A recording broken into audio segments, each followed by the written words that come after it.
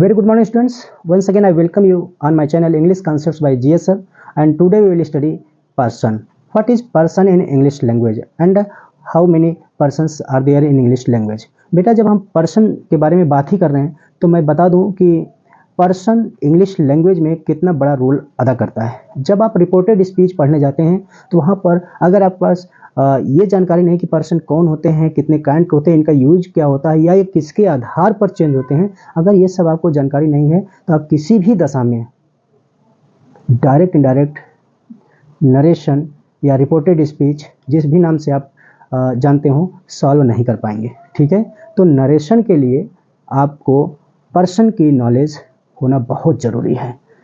तो नरेशन शुरू करने से पहले मुझे ये ख्याल आया कि मैं आपको सबसे पहले पर्सन के बारे में बता दूं कि पर्सन क्या होता है, कितने काइंड्स के होते हैं और इनके कौन कौन से एग्जाम्पल्स हैं। ठीक है, तो आइए शुरू करते हैं कि पर्सन क्या है। Person, there are 3 persons in English language. बेटा इंग्लिश लैंग्वेज में टोटल 3 पर्सन्स होते हैं। ठीक है, कौन कौन से होते हैं देखिए, these are first person, second person and third person. तो इंग्लिश लैंग्वेज में टोटल 3 पर्सन्स होते हैं, फर्स्ट पर्सन, सेकेंड पर्सन और थर्ड पर्सन। फर्स्ट पर्सन कौन होता है? First person means a person who is talking. मैं बोल रहा हूं अभी तो मैं फर्स्ट पर्सन हूं। ठीक है, and second person a person who is listening. आप सुन रहे हैं मेरी बात को, आप सेकेंड पर्सन हो जाएंगे। ठीक, and third person we are talking about वो, मतलब जब हम बातें करते हैं आपस में तो जो कहता है वो फर्स्ट पर्सन, जो सुनता है वो सेकंड पर्सन और जो जिसके बारे में बात होती है वो थर्ड पर्सन। मान लीजिए कि रोहन है और सोहन है। रोहन कोई बात बता रहा है सोहन से, तो रोहन हो जाएगा फर्स्ट पर्सन, सोहन चूंकि सुन रहा है वो सेकंड पर्सन और वो बात बता रहा है मोहन के बारे में, तो मोहन हो जाएगा थर्ड पर्सन। ठीक है, आप भी तो कहते हैं ना कि जो कहना है मुझसे कहो, किसी थर्ड पर्सन से ना कहो। ठीक है, तो थर्ड पर्सन होता है जिसके बारे में बात होती है या जिसको इंडिकेट किया जाता है। ठीक है, तो इनके एग्जाम्पल्स कौन कौन से होते हैं? फर्स्ट पर्सन में कौन कौन से आते हैं? सिंगुलर और प्लूरल दोनों देखेंगे बेटा, ताकि एग्जाम्पल जब हम करने जाएं रिपोर्टेड स्पीच में तो किसी प्रकार का डाउट ना रहे। ठीक है, तो फर्स्ट पर्सन में सब्जेक्टिव फॉर्म भी देखना है, ऑब्जेक्टिव फॉर्म भी देखना है, पॉजेसिव फॉर्म भी देखना है, रिफ्लेक्सिव फॉर्म में देखना है। सब्जेक्टिव फॉर्म मीन्स जो सब्जेक्ट होता है जिससे हम सेंटेंस शुरू करते हैं, कर्ता जिसको कहते हैं आप, वो सब्जेक्ट हो गया। ऑब्जेक्ट होता है, ऑब्जेक्ट आप जानते हैं कौन। पॉजेसिव मीन्स होता है ओनर की बात होती है, किसी पर अगर अपने बारे में बात करता है, अधिकार की बात करता है। रिफ्लेक्सिव खुद को रिटर्न रिफ्लेक्ट होकर, जैसे आप पढ़े होंगे ना कि सनरेज कहीं पर अगर टच करती तो वहाँ से ट्रांसपेरेंट नहीं तो वहाँ से रिफ्लेक्स होकर आती है, खुद के बारे में आ जाए, खुद के पावर में आ जाए तो वहाँ पर रिफ्लेक्सिव फॉर्म होता है। ठीक है, तो देखिए सिंगुलर फॉर्म में क्या होता है। सब्जेक्टिव फॉर्म में सिंगुलर आई, ऑब्जेक्टिव फॉर्म में आई चेंज हो जाएगा किसमें? मी में। मतलब जब ये सब्जेक्ट के रूप में रहेगा तो आई, और अगर इसी का यूज ऑब्जेक्ट के रूप में करना है तो आई चेंज हो जाएगा मी में। ठीक, पॉजेसिव में माई और रिफ्लेक्सिव फॉर्म में हो जाएगा माइन। जैसे अगर एक सेंटेंस में बोलूं कि I have completed my work. ठीक है, तो आई सब्जेक्टिव है क्योंकि करता है, आई से ही सेंटेंस शुरू हुआ है तो इसलिए ये सब्जेक्टिव फॉर्म में। ठीक, माई वर्क किसका? अपना, अपने अधिकार की बात आ गया तो यहाँ पे पॉजेसिव। ठीक, ठीक है, तो आप ये बात हमेशा ध्यान रख लो कि जो सब्जेक्टिव फॉर्म में वर्ड्स हैं इन्हीं से सेंटेंसेस शुरू होते हैं। कभी कभी कॉमन एरर के रूप में ऑब्जेक्टिव फॉर्म वाले से अगर सेंटेंस शुरू करके दे दिया जाए तो आप समझ लीजिए कि वो सेंटेंस गलत है। जैसे me have completed my work, ये ऑब्जेक्टिव है, ऑब्जेक्ट आता है ना पहले। पहले क्या आता है, जैसे सेंटेंस का फॉर्मेशन क्या होता है, मैं यहाँ पे लिख देता हूँ। सबसे पहले सब्जेक्ट आता है, ठीक, प्लस वर्ब आता है, प्लस ऑब्जेक्ट आता है, प्लस अदर्स आते हैं, इससे सेंटेंस बनता है। तो सबसे पहले सब्जेक्ट, फिर वर्ब, फिर ऑब्जेक्ट, फिर अदर। तो ये ऑब्जेक्ट तो बाद में आएगा ना, और बाद में आने का मतलब ये है कि ये कभी भी सब्जेक्ट के रूप में यूज नहीं होगा।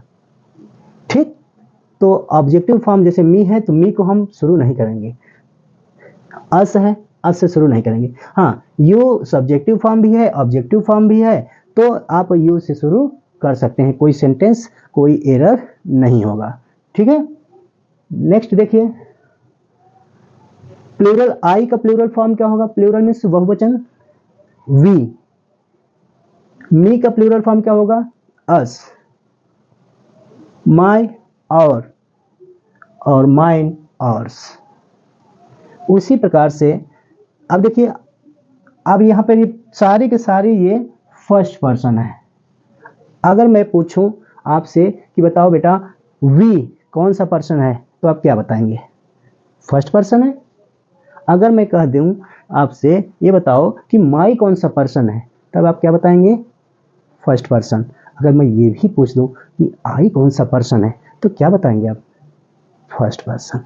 ठीक, तो कभी कभी एग्जाम्पल में दे दिया जाता है, 4 ऑप्शन आपको इसमें से दे देंगे और कहेंगे कि आप बताइए कि इसमें से फर्स्ट पर्सन या सेकंड पर्सन या थर्ड पर्सन कौन है। तो आप जानते रहेंगे, टेबल देखे रहेंगे, तो आप अच्छे से सॉल्व कर लेंगे। सेकंड पर्सन क्या होते हैं बेटा?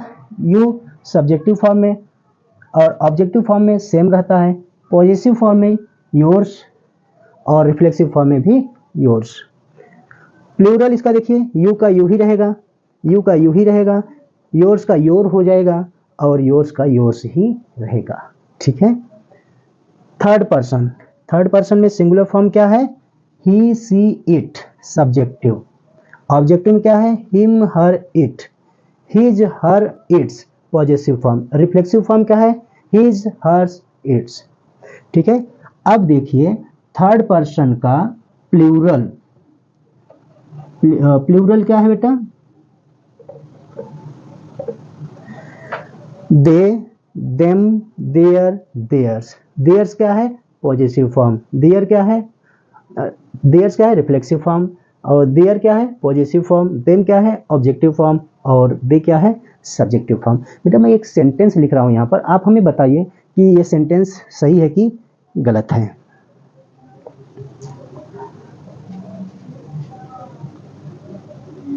Them have completed their work।